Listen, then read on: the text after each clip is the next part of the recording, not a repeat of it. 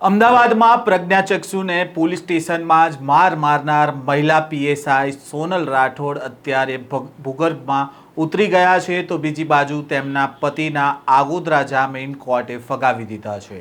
પ્રજ્ઞાચક્ષુને માર મારવાના કેસમાં શું વિગતો સામે આવી છે તેની વાત કરીશું આ વિડીયોમાં। વૈષ્ણવજન તો તેને કહીએ જે પીડ પરાઈ જાનાને રે। નમસ્કાર, નવજીવન ન્યૂઝમાં આપનું સ્વાગત છે। હું છું જયંત દાફડા।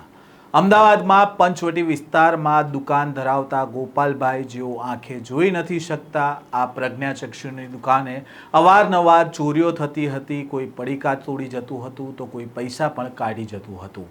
15 દિવસ પહેલા તેમની દુકાને તેઓ હાજર હતા ત્યારે પડીકાનો તેમને અવાજ આવ્યો હતો અને તેમણે હાથ લંબાવીને કોણ ઊભું છે તે જાણવાનો પ્રયત્ન કર્યો હતો અને તેમાં એક બાળકને હાથ વાગ્યો હતો।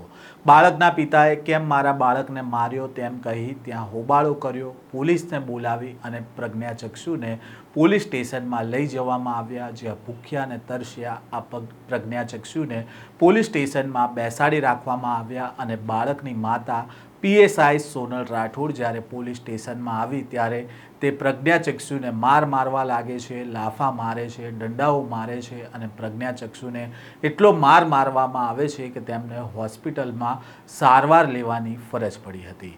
આ સમગ્ર મામલો સામે આવતા પોલીસની આબરૂ ધૂળધાણી થઈ ગઈ હતી અને 2 દિવસ બાદ આ મામલે જે તે સમયે ગુજરાત યુનિવર્સિટી પોલીસ સ્ટેશનમાં મહિલા પીએસઆઈ સોનલ રાઠોડ તેના પતિ સામે ગુનો દાખલ થયો હતો। મહિલા પીએસઆઈ સોનલ રાઠોડ સામે ગુનો દાખલ થતાં જ મહિલા પીએસઆઈ ભૂગર્ભમાં ઉતરી ગઈ છે અને અમદાવાદ પોલીસ આ મહિલા પીએસઆઈને હાલ શોધી રહી છે, પરંતુ છેલ્લા 15 દિવસથી મહિલા પીએસઆઈ અમદાવાદ પોલીસને નથી મળી રહી। તો બીજી બાજુ મહિલા પીએસઆઈના પતિ દ્વારા અમદાવાદ સેશન્સ કોર્ટમાં આગોતરા જામીન અરજી કરવામાં આવી હતી, તે પણ કોર્ટે ફગાવી દીધી છે। કોર્ટે નોંધ્યું છે કે ભોગ બનનાર વ્યક્તિ તેઓ પ્રજ્ઞાચક્ષુ છે અને અવાજની દિશામાં હાથ લાંબા કરતા બાળકને અડી જવાની નજીવી બાબતે અરજદારે કરેલું વર્તન અત્યંત ગંભીર છે। આરોપીના પત્ની પોતે પીએસઆઈ હોવાથી અને ગુનાઓની તપાસ હજુ ચાલુ હોવાથી આરોપીને આગોતરા જામીન આપવાની તપાસમાં મોટો વિક્ષેપ પડી શકે છે અને તેને જ લઈને કોર્ટે આગોતરા જામીનની જે અરજી હતી તે ફગાવી દીધી હતી।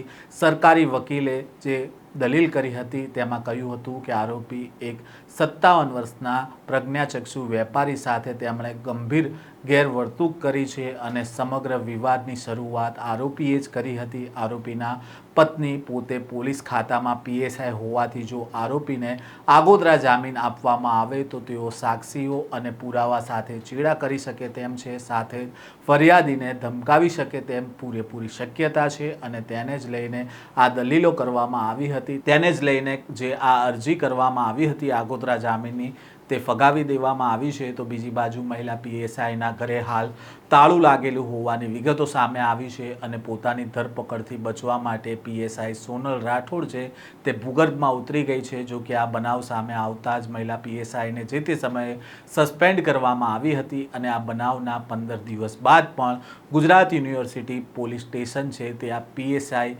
સોનલ રાઠોડને હજી સુધી શોધી નથી શકી। ત્યારે અહીંયા સવાલ એ થાય કે આખરે ક્યારે આ મહિલા પીએસઆઈની ધરપકડ થશે અને ક્યારે તે પોલીસની પકડમાં આવશે? આ સ્ટોરીને લઈને તમારો શું મત છે? કોમેન્ટ બોક્સમાં તમારો મત જણાવજો। આ પ્રકારના સમાચાર જોવા માટે નવજીવન ન્યૂઝ સાથે જોડાયેલા રહેજો।